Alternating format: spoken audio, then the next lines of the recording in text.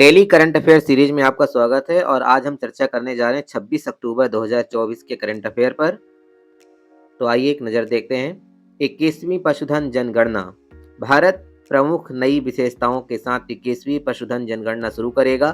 केंद्रीय मंत्री राजीव रंजन सिंह 21वीं पशुधन जनगणना का उद्घाटन करेंगे, जिसमें 15 पशुधन प्रजातियों और पोल्ट्री पक्षियों के विस्तृत डेटा संग्रह पर ध्यान केंद्रित किया जाएगा। मोबाइल डाटा संग्रह की सुविधा इसमें प्रदान की गई है। पशुपालकों की जोत और पशुधन पालक में लिंग भूमिकाओं के बारे में यह जानकारी दी जाएगी और यह सर्वे गांवों और शहरों क्षेत्रों में 1 लाख से अधिक क्षेत्रीय अधिकारी इसमें सर्वे करेंगे। आइए देखते हैं अपनी अगली जानकारी। Hindalco industries international copper association में शामिल हुई है। आदित्य बिड़ला समूह की कंपनी हिंडाल्को इंडस्ट्रीज को इंटरनेशनल कॉपर एसोसिएशन ICA का नया सदस्य चुना गया है। यह कंपनी कॉपर और एल्युमिनियम की एक प्रमुख उत्पादक है, जो घरेलू और अंतर्राष्ट्रीय दोनों बाजारों के लिए कॉपर कैथोड और निरंतर कास्ट कॉपर रॉड बनाती है, जिसके CEO रोहित पाठक हैं और इसकी स्थापना 1958 अर्थात 1958 में हुई थी।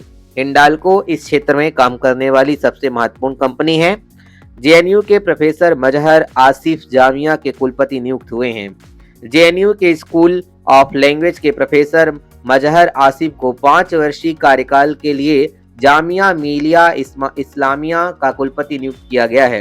यह नियुक्ति भारत के राष्ट्रपति द्वारा की गई है, जो उनकी पदभार ग्रहण करने की तिथि से 70 वर्ष की आयु तक प्रभावित रहेगी।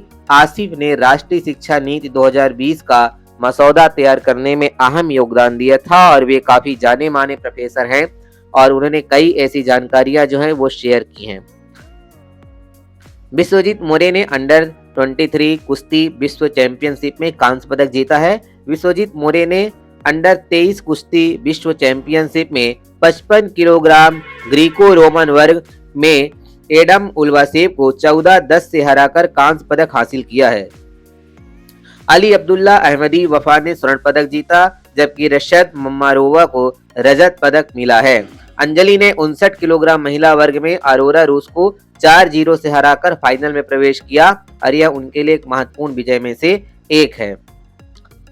सिम्बेक्स 2024 विशाखापट्टनम में शुरू।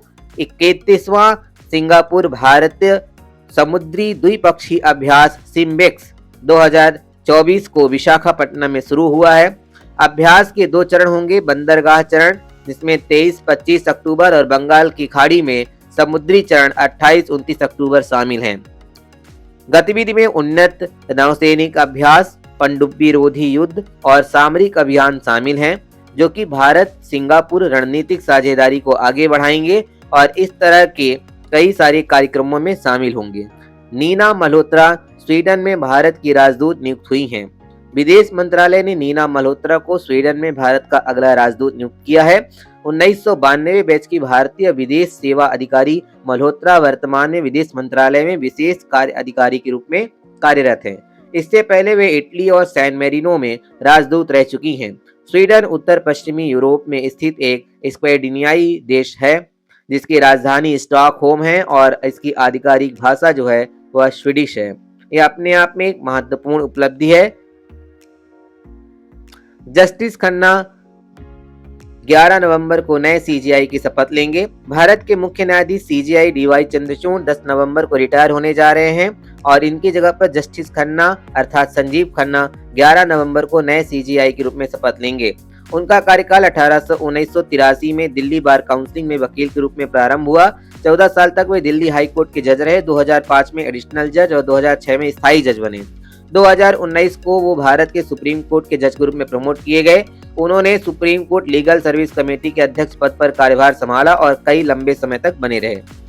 भारत जर्मनी ने पहला समुद्री साझेदारी अभ्यास MPX आयोजित किया है। भारतीय नौसेना के INS दिल्ली और जर्मन नौसेना के फ्रिगेट वार्डेन वुटरबर्ग ने टैंकर फ्रैंकफर्ट एम मेन के साथ मिलकर हिंद महासागर में अपना पहला समुद्री साझेदारी अभ्यास किया। इस अभ्यास में क्रॉस डेक उड़ान, अंडरवेल्ड रिकन्नाइजेशन, हथियार फायरिंग और सामरिक युद्धाभ्यास शामिल थे। MPX का उद्देश्य भारत और जर्मनी के बीच समुद्री संबंधों का सुदृढ़ीकरण है। आगामी करंट अफेयर की सीरीज प्राप्त करने के लिए हमसे जुड़े रहें। वीडियो को लाइक, शेयर, सब्सक्राइब जरूर करें। धन्यवाद।